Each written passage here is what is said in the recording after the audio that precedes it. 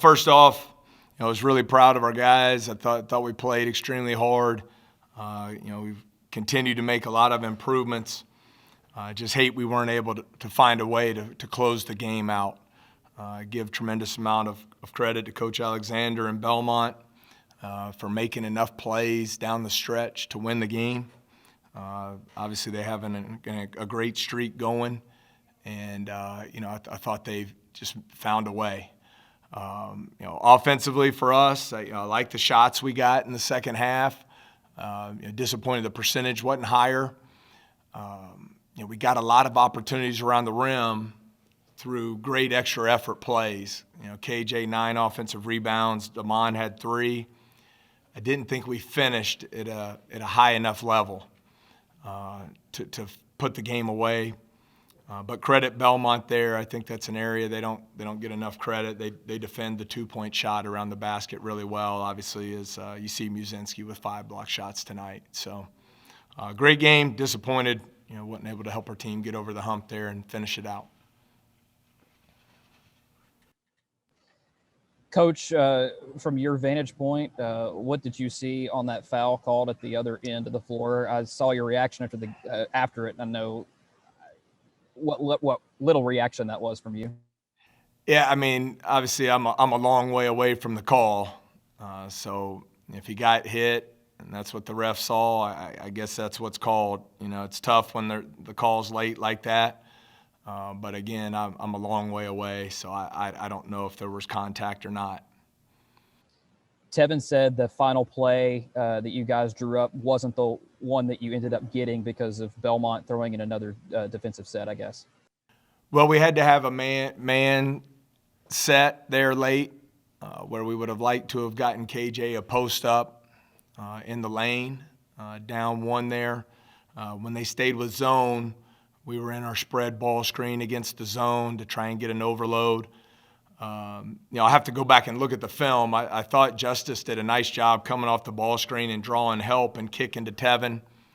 But I'll have to see the film if that should have been a shot or if it was the right play to make the drive.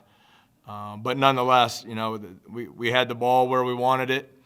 Muzinski came over and made a winning play to seal the game. You spoke about the effort tonight from your team. I felt like that was probably most active we've seen your team in a while as far as, all across the floor on the offensive boards, defensive boards, getting loose balls. Is that something that you've started to see from your team as the season has gone on more and more? Well, I think we're a much better team today than we were.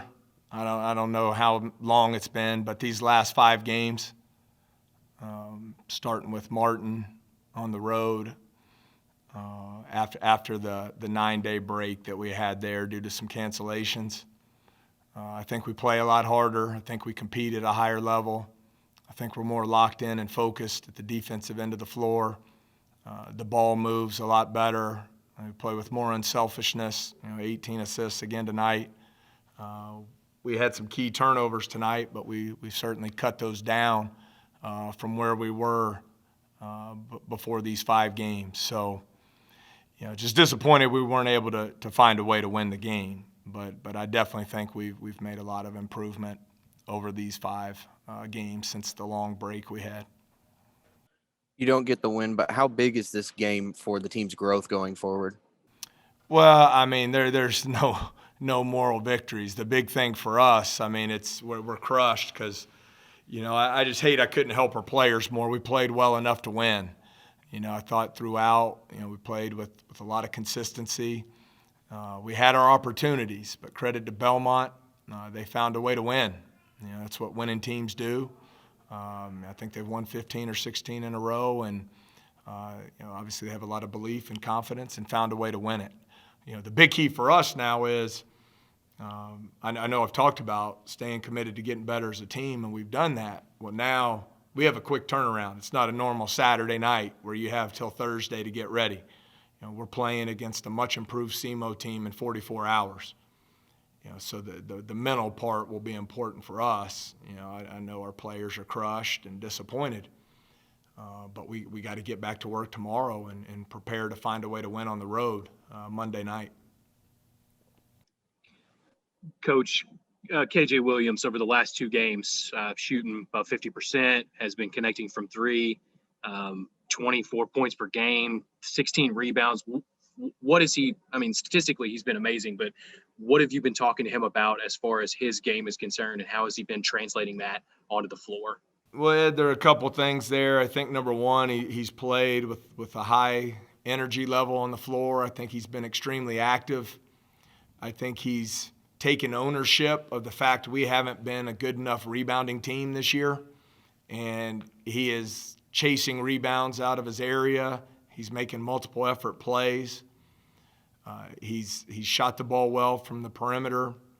And then the second piece of that is he's been able to stay out of foul trouble, so we've been able to get his minutes up to where they need to be in those low 30s, which enables him to be really effective. I don't think it's any secret. I mean, he's been our most consistent player all year.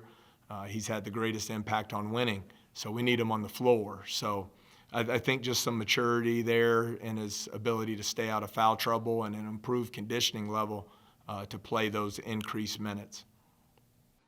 With that talk said about KJ, I thought tonight might have been Damon's best game of the season. Is that what you're wanting to continue to see from him? Hitting those outside jumpers if they're giving it to him, and then also fighting for those offensive rebounds.